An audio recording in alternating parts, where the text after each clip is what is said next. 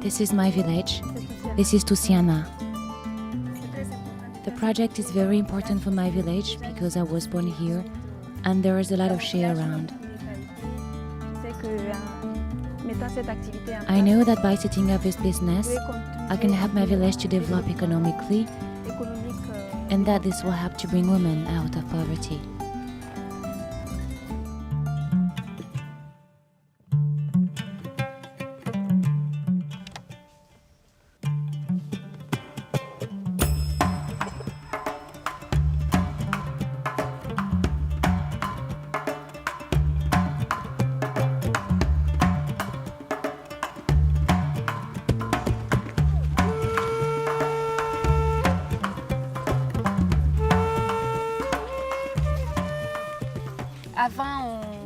Before, we would collect the shea and process it, but sometimes there were problems with the quality of the shea butter. Now the butter is exported and the quality standards are much higher. The nuts are collected by women. The pulp is removed and they are boiled, dried, crushed, ground, and then churned.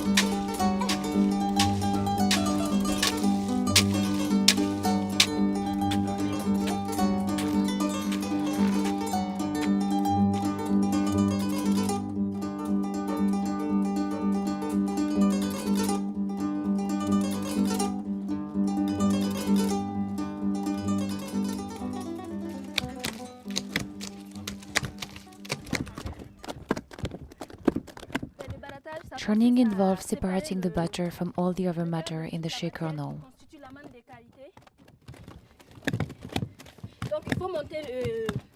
You have to beat it so it thickens like a cream. Then we wash it and add water to separate the butter from the rest. This can take from 30 to 45 minutes and it's exhausting. Then you have to cook it again for a while and it can take 2 hours to be properly cooked. As I said, I was lucky enough to go to school. There are women who work a lot and very hard at designing luxury products that are based on shea butter. I believe our shea butter has to be properly appreciated, and that's what gave me the courage to go to Europe to look for people who are interested in shea butter and who use it. And that's why I met Mr. Pierre Fabre, who was kind enough to meet me and to build a project together. Since 2007, I have welcomed at least 3 delegations from Pierre Fabre to improve butter quality. When I met him and explained my project to him, he asked me questions and I answered them. He saw the pictures I'd taken of the process and said it looked very tiring. He said, okay, if you can succeed in producing high-quality shea butter, our laboratories will buy it from you.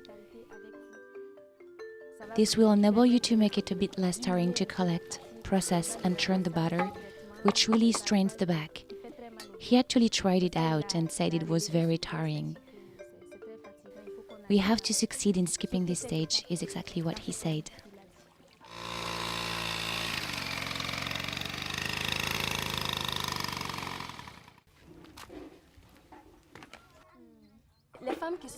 The women you see here are gatherers. There are 200 women who gather the shea nuts.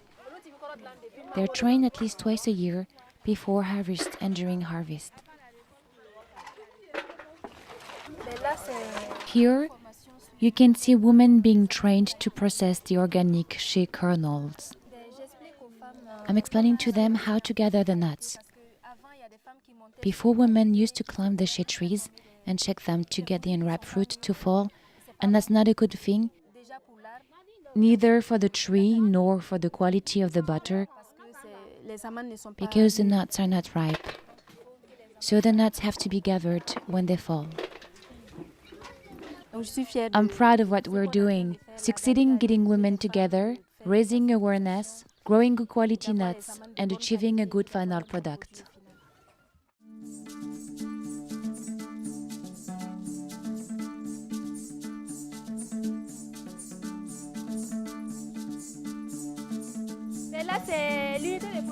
This is the production unit.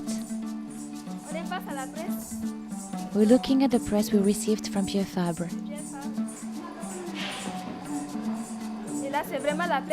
Production is really in full swing here.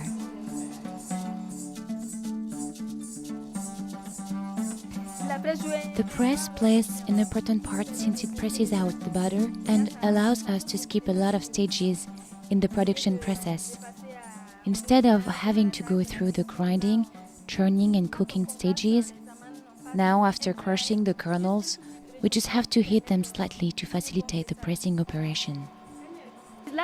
This is the result of the pressing stage. The butter comes out like this. It's pure and natural. It hasn't been filtered yet, and that's why it's still the same color as the shea kernel. And this is the last stage of the butter process, filtering. We saw how the butter leaving the press was still colored. I was saying it was natural butter, but it still contained color because of the residues from the shea kernels. Look at the butter. All the impurities we saw at the pressing stage have been removed. This is very high quality butter now. This is where the butter is packed into boxes weighing 55 pounds. Now we're arriving in the finished product storeroom. Everything you can see here is ready to send to France. Look at the boxes. You can see the name of the company and information about the butter. Our butter is organic and free trade because we buy the nuts at the right price, and the butter is sold at a price which provides a decent income to all the people involved in the supply chain.